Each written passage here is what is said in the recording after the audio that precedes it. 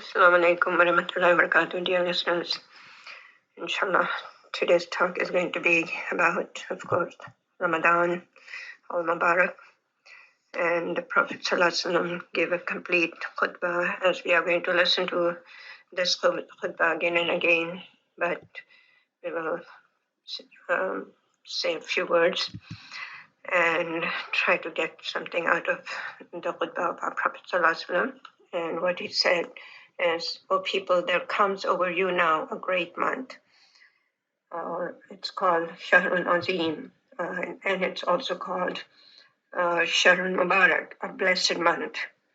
And the Prophet ﷺ said, in this month there lies a night greater in virtue than 1,000 months. And as we know, that's going to be Laylatul Qadr. May Allah grant us the Laylatul Qadr and get the most of all of every single moment of Ramadan, inshallah. Allah has made, as you know, it's fasting compulsory by day and it's prayers at night voluntary, that is Taraweeh. And whoever intends drawing closer to Allah in it by performing good deeds shall be like one who has performed a fard in any other time. In other words, any nafil is equal to a fard in any other time other than Ramadan. And whoever performs fard is like the one who has performed 70 fard in any other time. So there's a big sale going on and no one can afford to let go. And also it's a month of sabr. It's a month of patience. And the reward for the true patience is nothing but paradise. It is a month of empathy more than just sympathy. It's a month of empathy. Sympathy is good, but empathy is what Ramadan teaches us. Because now we understand the labor, the pains of hunger and all that. So we can have more compassion, kindness, and all that towards our fellow human beings, fellow Muslims. And this is a month of forgiveness, brotherhood, and all of that. We need to have a mindset to spend this Ramadan the way the Salaf used to do it, how the Prophet ﷺ was, and how his companions and the people after him. So it is a month in which a true believer's sustenance increases.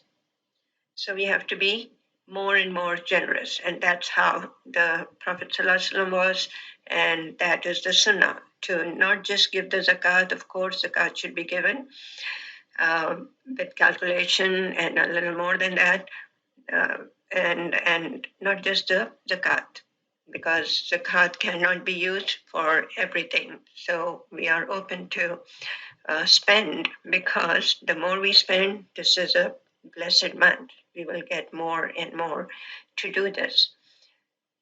So, and then feeding the poor is highly encouraged. The Prophet ﷺ said, when someone feeds a needy, poor person who's not able to afford a full meal, then that person is going to be rewarded the reward of that fasting person as well, along with the sadaqah. And anyone who is poor, there are more poor people under them. So whoever have whatever means, they are supposed to take care of those who are less fortunate than them. It's not about inviting people and having the iftar parties. It's not about that. It's about, like we just said, it's a month of sympathy and empathy. So we have to look beyond our people around us who are mashallah well-to-do. All the well-to-do people should be taking care of those who are less fortunate. And I usually say this is a month of socializing, big socializing, but with whom? With the Creator, with the Creator and the creation who are less fortunate, so that we can get the most out of this month. And we take a break from socializing with people around us. That can be done we delay it for the Eid, inshallah.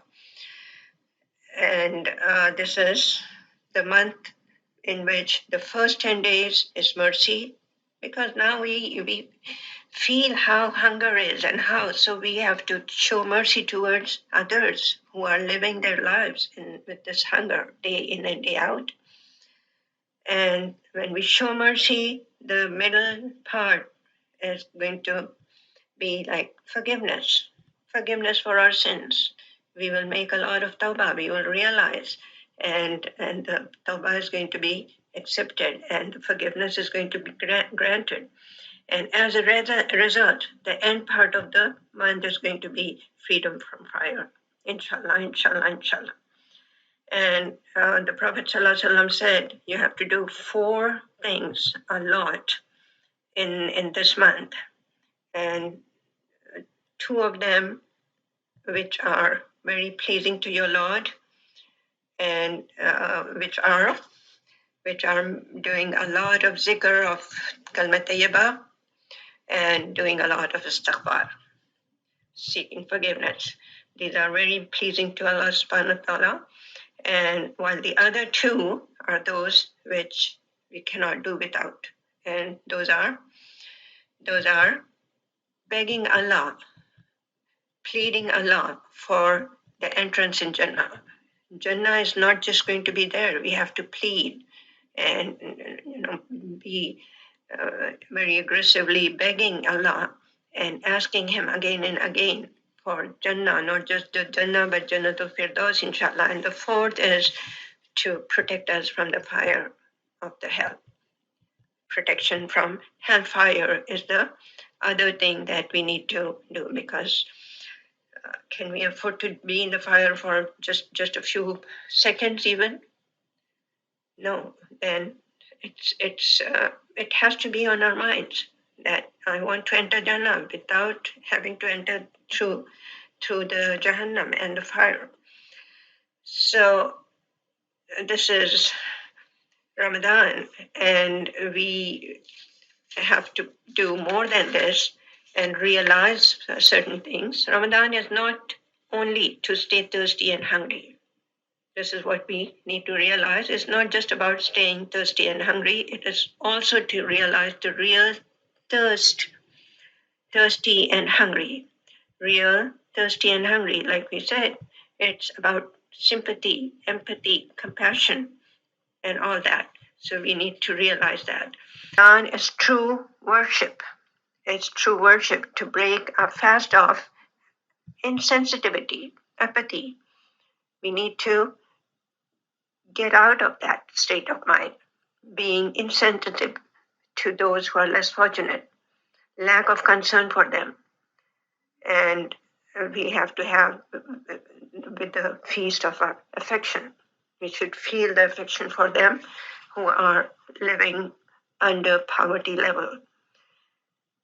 And tawbah is not about just our sins as much as it is about Allah's forgiveness. We need to make a lot of tawbah. This is what we will be granted, and our lives. Tawbah is taking a U-turn. So we have to realize that I want to be a different person by the end of this month. Before this month ends, I'm going to be not the same person. And it also asks for a lot of tawbah and taking U-turns, realizing our wrongs and mistakes.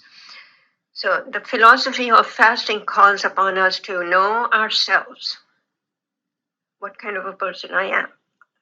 Everyone know themselves. We know how we are. So we need to discipline ourselves. discipline ourselves to be a better person, to free ourselves, to free ourselves and get rid of those habits which don't have anything to do with the Sharia. We are refusing to follow the Sharia through certain habits. So we need to free ourselves of those. And to fast is to identify our dependencies.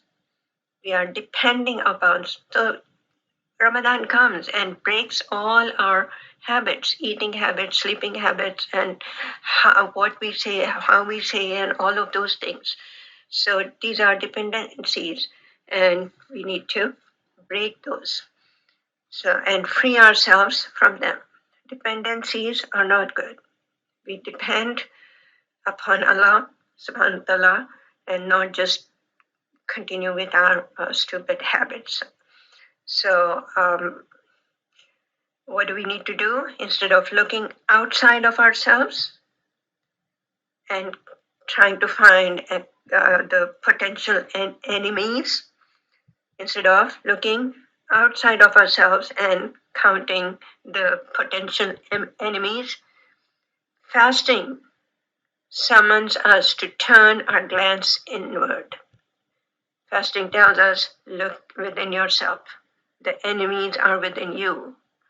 Take care of them. Be strong against them. And to take the measure of our greatest challenge. This is what fasting calls for.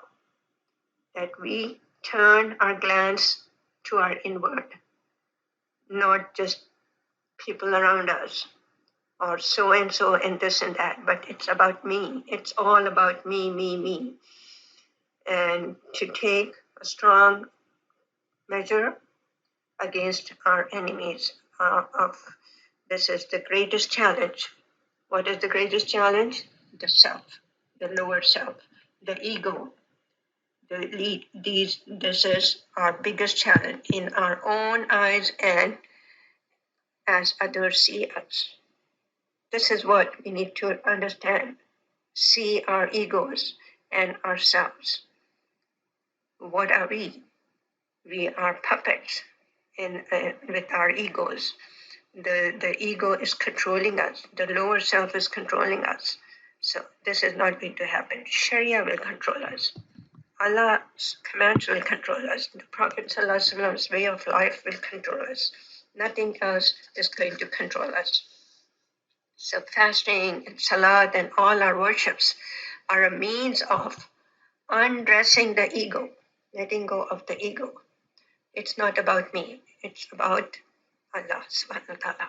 It's about my Jannah. It's about my freedom from Jahannam.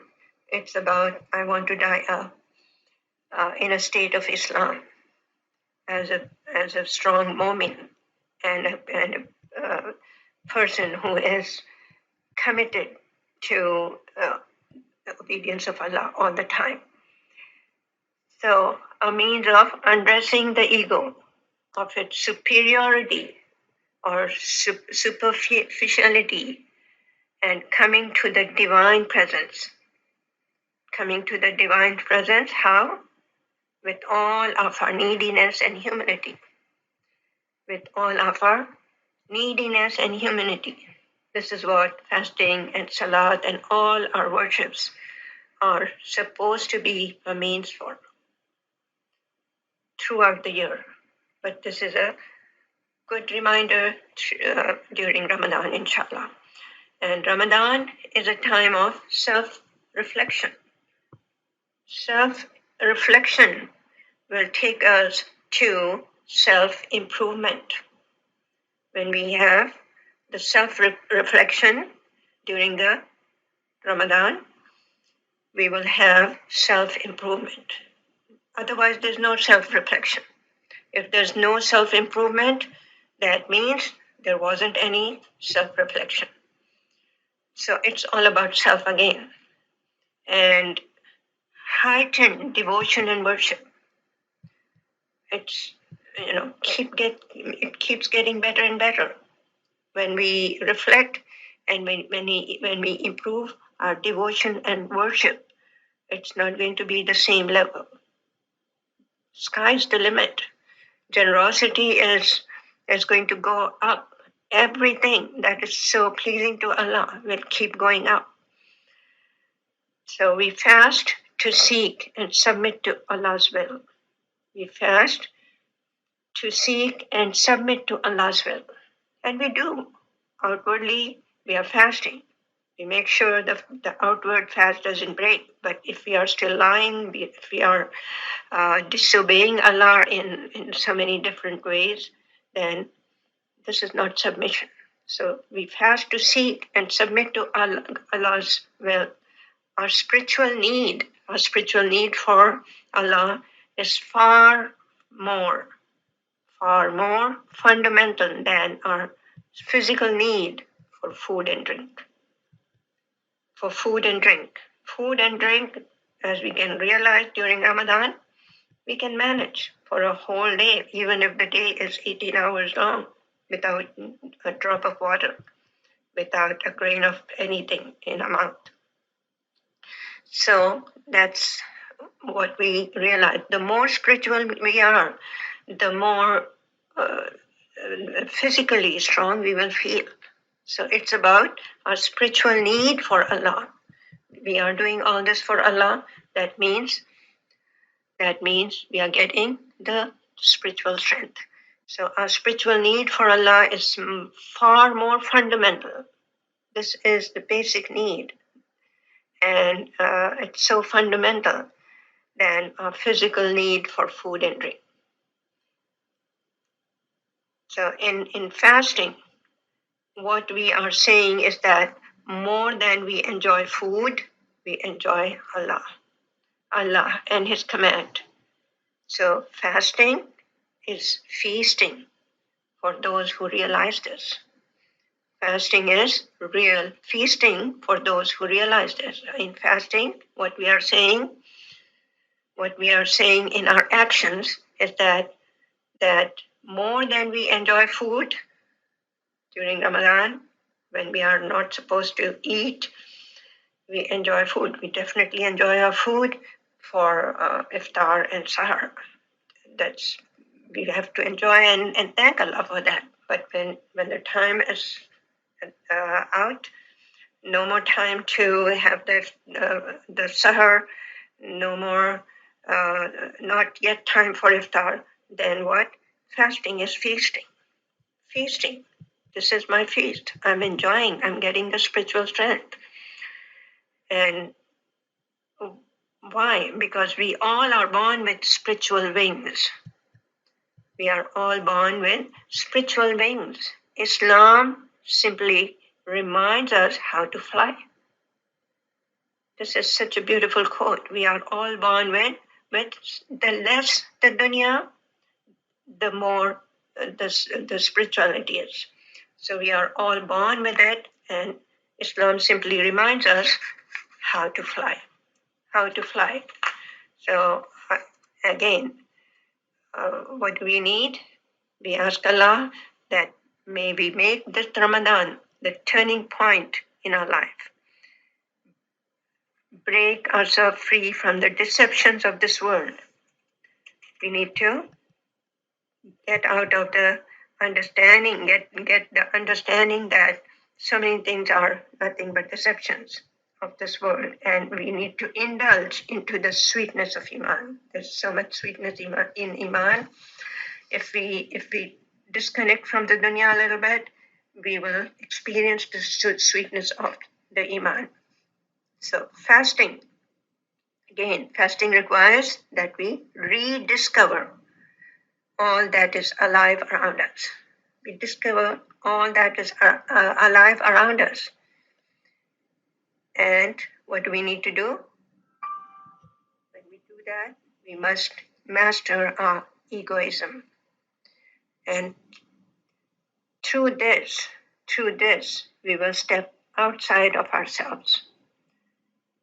Through taking control of the egoism, we will step outside of ourselves and educate ourselves in giving. This is what we are for. We are here for. It's not about getting. It's about giving. And fasting calls us to an extra degree of self-awareness. Self-awareness. How much am I doing, and how much should I be doing, or how much can I do more for my spirituality to fly, to go up there, to connect me with my source, my Allah subhanahu wa ta'ala. So inshallah, hopefully we will be granted the best possible Ramadan ever, and we make dua for that.